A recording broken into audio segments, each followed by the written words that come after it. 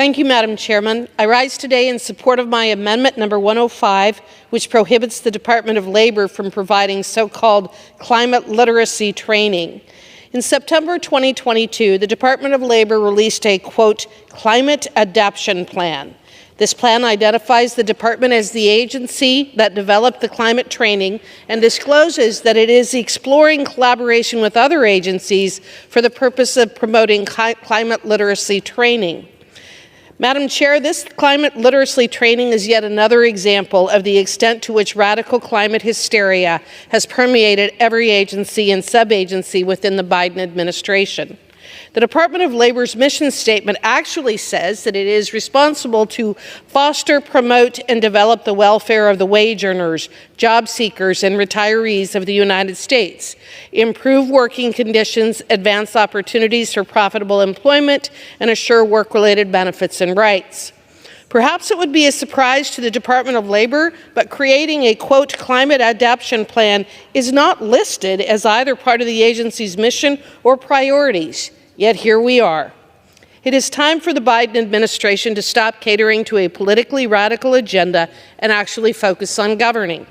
It is time for the Department of Labor to focus on its mission of fostering, promoting, and developing the welfare of the wage earners, job seekers, and retirees. The purpose of my amendment is to ensure that the Department of Labor does just that it focuses on its true mission and leaves the politics of global warming out of it. I urge my colleagues to support my amendment to send a message to the DOL that we will no longer tolerate its foray into this nonsense. And with that, I reserve. Gentlewoman reserves. For what purpose does the gentlewoman from Connecticut seek recognition? Madam Chair, I claim the time in opposition. The gentlewoman is now recognized. I rise in strong opposition to this amendment. This amendment blocks a critical aspect of the Biden administration's whole-of-government strategy to build resilience at home and abroad against the impacts of climate change. And with that, Madam Chair, I oppose the amendment and I yield back. The gentlewoman yields. Since President Biden took office, the American worker has suffered a 3.1% pay cut, caused in large part by this administration's obsession with all things climate change and its war on affordable energy. The dramatic increases in energy costs have translated into higher costs for everything else, including food, housing, clothing, entertainment, and travel. This administration's war on affordable domestic energy has thus dramatically and negatively affected the very people that the DOL was created to serve, the American worker. In short, American energy independence is good for the American worker, but the converse is also true.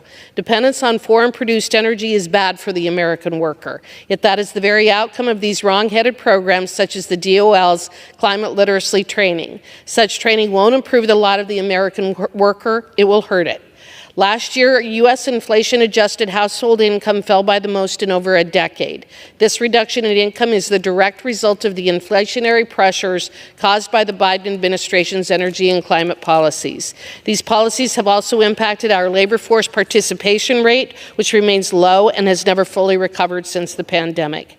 There are serious labor issues to address in this country, and while I would argue workforce development and job creation are not a role of the federal government at all, so long as the Department of Labor exists, it should be focused on how it will work with American industries to foster a strong labor market. And with that, I urge my colleagues to support this amendment, and with that, I yield back. I have breaking news to share with you today. Top economists have confirmed that millions of American households are beginning to see their credit debt rise.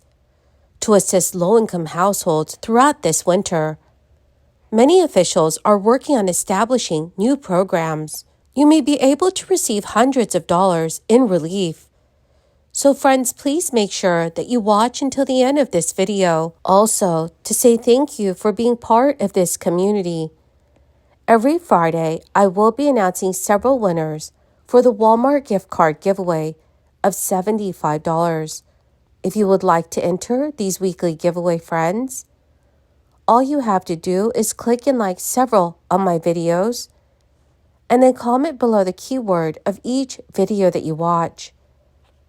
The more videos that you comment on, friends, the greater your chances of winning these giveaways. As we step into the holiday season, the shadow of soaring consumer credit card debt looms over the United States.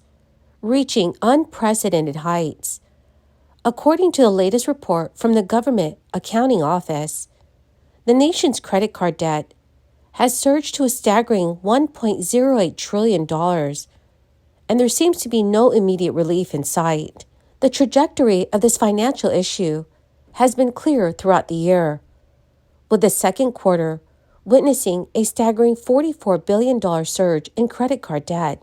This alarming increase in credit card debt finds its roots in a mix of factors, with inflation and stagnant wage growth playing pivotal roles. As consumers find themselves grappling with the weight of financial strain, the prospect of a merrier Christmas seems to be fading, as many may opt to curtail their spending to evade increasing debt. Stimulus payments from our government and an economic slowdown are the only historical antidotes that have helped alleviate the burden of credit card debt on Americans.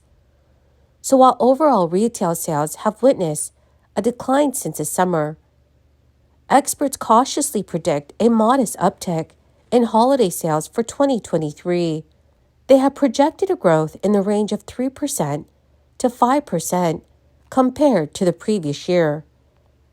Nevertheless, the prevailing sentiment suggests that most shoppers will adopt a discerning approach, prioritizing sales as a strategic means to navigate the financial tightrope and trim their budgets for holiday gifts. The economic landscape may be challenging, but amidst the uncertainties, many states and counties are announcing assistance to help low-income households with heating and energy costs. Massachusetts recently announced that families can now apply for home heating assistance, easing a financial burden for low-income households. Applications are being accepted online, and income-eligible households can receive financial help to offset heating bills through April 30th, 2024. The state's Secretary of Housing and Livable Communities said, "No resident should have to worry about heating their home during the winter." He also stated, "High fuel costs can have a devastating effect on household budgets and can even endanger Massachusetts' most vulnerable residents. We encourage anyone who needs heating assistance to explore their eligibility by applying online or visiting the nearest administering agency." The statewide service is funded by the Federal Low Income Home Energy Assistance Program, which pays a portion of the heating bills for eligible households. The program is run locally through Action for Boston Community Development, which last year provided home heating assistance to about 30,000 households in Greater Boston. So it's important that more relief is approved, as residents sometimes use space heaters and ovens or even light candles to stay warm. High heating costs, which can exceed $1,200 for the winter season, are especially burdensome to low-income residents or older individuals who are juggling with high prescription prices. Families must meet specific eligibility requirements to qualify for this aid, which will be paid directly to their heating vendor. The program is open both to homeowners and renters.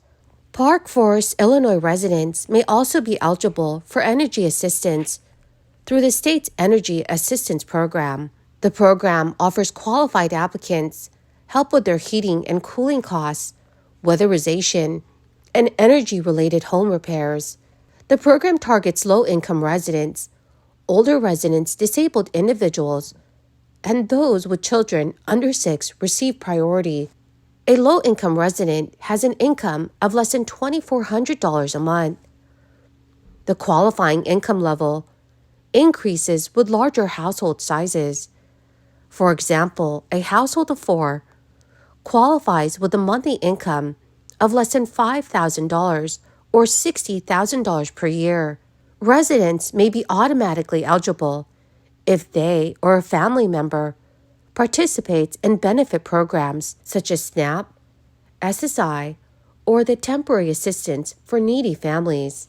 To say thank you and to show my appreciation, every Friday I will be announcing several winners for the Walmart gift card giveaway of $75. If you would like to enter these weekly giveaway friends, all you have to do is click and like several of my videos and then comment below the keyword of each video that you watch. The more video you comment on, friends, the greater your chances of winning these giveaways. Thank you, and have a wonderful and very blessed weekend.